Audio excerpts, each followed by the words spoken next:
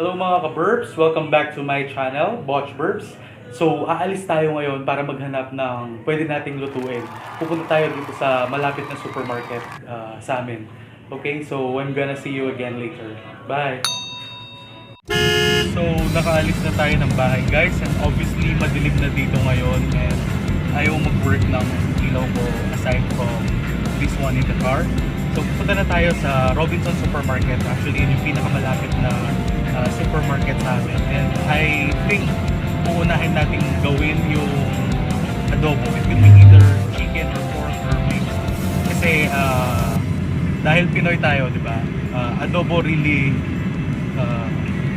reserves a space in our heart. So, parang wala lang. Trip ko lang yung vlog na to magsimula sa adobo kasi it's a food na alam ng lahat ng Filipinos. And syempre, through the help of these Filipinos, na-introduce na rin siya all over the world. So, yeah! Let's see what we can get here at the supermarket, okay? I'm gonna see you again later.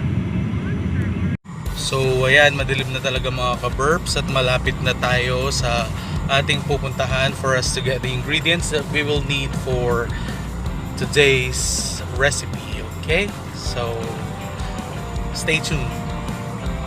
So, guys, we're here. Punta na tayo sa meat section. There you have it.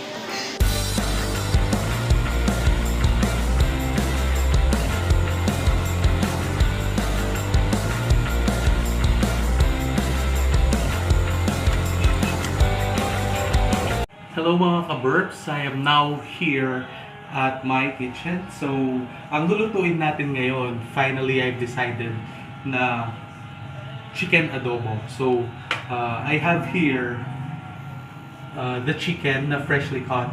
This is 1.3 kilograms. Tapos yung ano natin, chicken liver. So, yung chicken liver natin is at about 1/4 kilograms lang.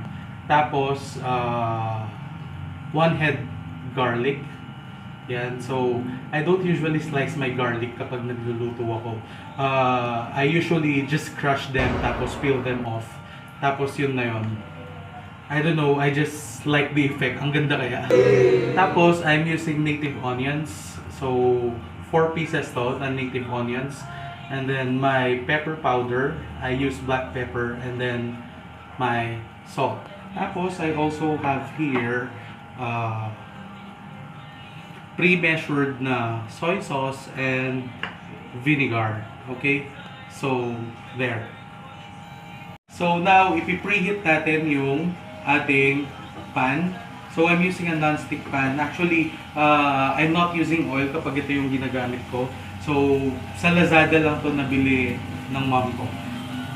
Now, first things first, let's put the garlic muna, okay? So, yun. Spread lang natin yung garlic muna dun sa pan natin. There. So, kapag na-spread mo na siya, na-spread na natin siya, lalagay na natin yung ating mga chicken. Ano ba naman to? Makapit yung mga tongs. So, here, lalagay natin yung mga chicken natin. Flat lay lang. Make sure na hindi sila magpatong-patong para even yung pagkaluto nila. Okay? So, tuloy-tuloy lang yan. Ito flat lay natin sila sa ating non-stick pan. And yon, tapos na nating ilagay yung ating mga pre-cut chicken dun sa ating preheated na pan.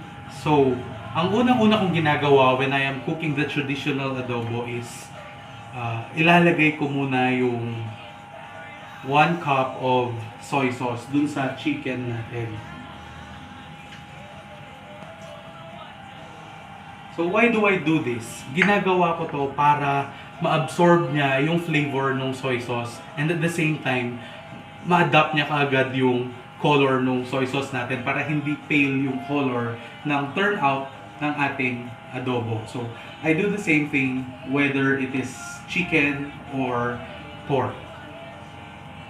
So guys, make sure na yung chicken natin is not frozen, okay? Na na-thaw out siya properly. It could be an overnight thawing. That's the most natural way para ma-thaw out natin yung ating mga karne. So, ngayon ang gagawin natin is i-cover na natin yung pan natin and we will let it simmer for about 8 to 10 minutes para ma-absorb na nga niya yung color and yung flavor ng soy sauce natin. And then afterwards, doon na natin siya titimplahin once na okay na.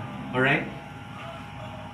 So, after about 5 minutes, habang sinisimmer natin yung chicken natin with soy sauce and garlic, ilalagay naman natin ngayon yung ating vinegar, which is about 1/2 cup lang. Okay? So, bakit kailangan natin ilagay yung vinegar muna? So, ilalagay natin yung vinegar kasi in Filipino terminology, parang papatayin natin yung lasa ng vinegar. We don't want it we don't want our adobo rather to taste like fresh vinegar lang na alam mo yun yung parang sinawsaw mo yung chicharon dun sa vinegar. So, we don't like that to happen. Kaya, ganun ang gagawin natin. And then, ayun, i-ano lang natin siya, i-even out natin yung ating chicken to make sure na mako-cover siya lahat with our soy sauce and our vinegar. Okay? So, baka nagtataka kayo guys pala na bakit hindi ko ginisa yung adobo ko. Well, yun ang ginagawa ko every time I cook my adobo.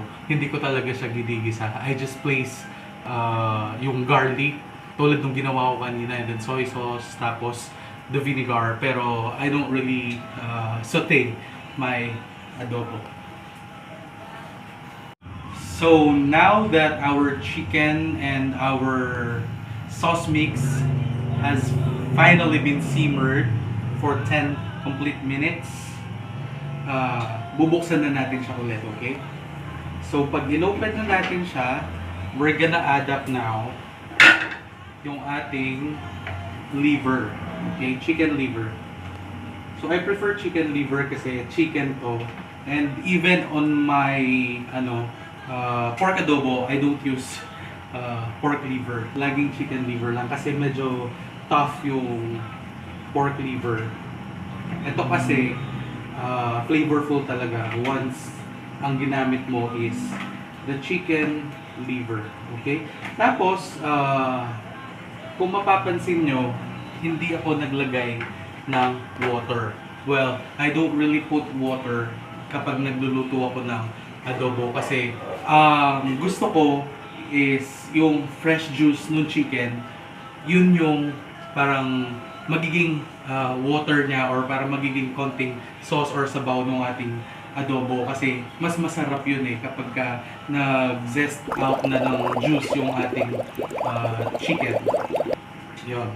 Tapos, after putting the liver, ilalagay natin ngayon yung ating pepper, black pepper. So, dito sa black pepper, I'm using the powderized one.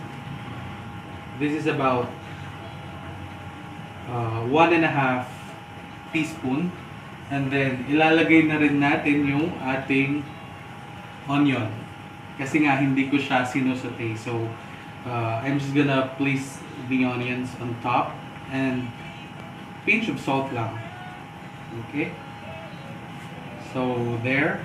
Let's cover it again and hahayaan natin siya ulit mag-simmer for probably another 10 minutes. Then, we'll check it out. Mga ka-burps, ito talaga ang problema ko whenever I am cooking. Diba? Dahil mainit, nagpapawis ako. Imagine, ang dami-dami kong ilalabas na fats sa katawan ko. Kaya siguro madali ako makontrol. It's really hot kapag nasa kitchen ka. Yun lang. Share ko lang. So finally, tapos na yung ating chicken adobo on adobo. In a few minutes, malalaman na natin kung bakit siya adobo on adobo. Okay? So, papatayin na natin yung ating stove. There, and then, maglalagay na tayo sa ating plate Okay, this is actually for dinner. Yan. So, kukuha tayo ng chicken. Nalagay na natin dito sa ating plate para makakain na tayo in a while. Ang bango. Okay, I'll be right back. Mga ka-burps, here is our adobo con adobo. So, tinawag ko siyang ganun because it is basically a chicken adobo and I sided it with a spicy adobong sitaw. So, you try it at your home, okay? And balitaan nyo ako sa comments. Bye!